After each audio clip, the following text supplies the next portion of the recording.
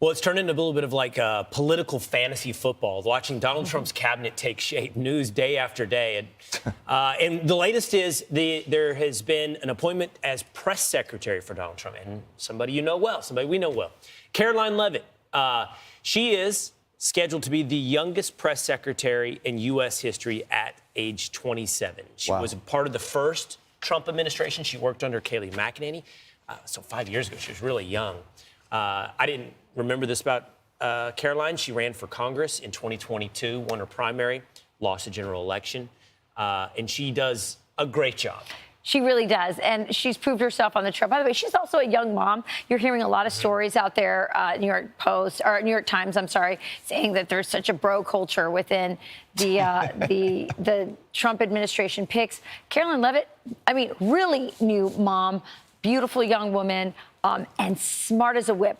Watch her debate here on CNN with Casey Hunt.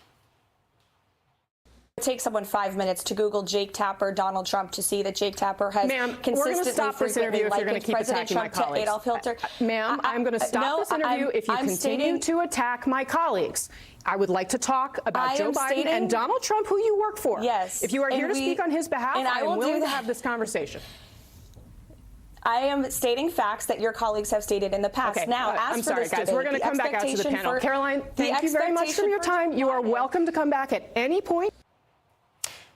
Yeah. Wait, the focus is on Karoline, and she conducted herself. There you go. She conducted herself incredibly well. And that podium, as I think our colleague Kayleigh McEnany did an incredible job at that. It takes, you know, you're going to have to go back and forth with a hostile press, and nothing has been, nothing has been made more clear in the past. We all know in the past couple of years, but I think to a heightened extent in the past couple of weeks and months, that it is a hostile press. It absolutely is. And she is very calm, measured. I mean, I think about her, she made history 27 years old, but she's so, I don't know, she's so mature for her age. It's really an incredible thing to watch. I think she's going to be, I think she was the best pick. She was the person I thought should get it, and she got it. Meanwhile, another pick that's driving the left absolutely nuts is the pick of Tulsi Gabbard. And the attack that they're launching on her is, well, it's kind of the same attack they launched on Donald Trump in 2016. They're saying she's a Russian asset. Listen. Yes, there's no question. I consider her someone who is likely a Russian asset, who would be as the DNI responsible for managing our entire intelligence community, hold all of our most significant intelligence information and secrets, and essentially would be a direct line to our enemies. You know, I meant to wear my rubber boots in today because it's getting deep. I mean, it really is. The bullcrap is getting deep. You're talking about someone there who has served her country in the House of Representatives and still serving in uniform. Someone who's taken an oath and has defended this country. But I mean, look at this cabinet. Look, I mean, the next one up is Pete Hegseth, and listen to how they talk about him.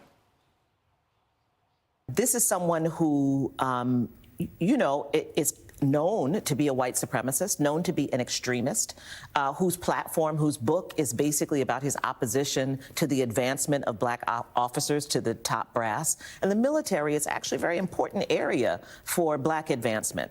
And so him selecting that particular person, and by the way, the Department of Defense has 3 million employees. There's no evidence that this man has ever run anything. The fact that he is a veteran is simply insufficient. I would just say that Hegseth would say that he would deny strenuously he's a white supremacist. He has, I just want to so did Trump. Put that in the record. Yeah, first, can I just mention, she says, first of all, she says the purpose of the military is black advancement, which I'm like, really? I didn't know that was the purpose of the military. The purpose of the military is to defend our country. But put that aside. If Pete Hegseth was a white supremacist, I think we know. And I hope that he has the time, which I'm sure he doesn't, because he's preparing for his hearings and everything before the Senate. That woman deserves to be sued. That is defamation. No doubt about it. Yeah, look, okay. My thing is I got to be honest with you. I am not objective, okay? I am biased. This is one of the people who I feel like I know best in my life, who I will vouch for their character. That being said, we do know him best, as some people in this world. She's never met him. ridiculous opinion is based upon what she accuses him of being against DEI. So merit is now racist, is what she's suggesting. Exactly. And the fact that he has tattoos. Now, look, if he was ashamed or thought these tattoos were controversial, I would suggest to you he wouldn't take his shirt off and swim with 100 Navy SEALs on live television every year. He talks about his tattoos. He has a Jerusalem cross on his chest. He has a God wills it in Latin tattoo on his bicep. And this has been something that they're also pointing out, according to an Associated Press report. Pete's talked about this, so it's not news to a lot of people that already know this. He was kicked off National Guard duty for protecting Joe Biden's inauguration because an email came in. A complaint was lodged at the time, and now the Associated Press has the email where a fellow Guard member who was the unit's security manager and on an anti-terrorism team at the time shared with the AP an email he sent to the unit's leadership flagging a tattoo that read, Deus Vult, that's God wills it, that's been used by white supremacists concerned it was an indication of an insider threat. This is a saying, by the way, that goes back to 1096. Yes. I mean, I read the email. It's one man's internet rabbit hole theory, and this is what the AP ran with, what the Guard ran with. My point is, to your point, Joey, it's getting deep, and it's getting desperate, and it's attacking someone who we know very well. And I agree with you, Rachel. It's absolutely grounds for a suit for defamation. Yeah.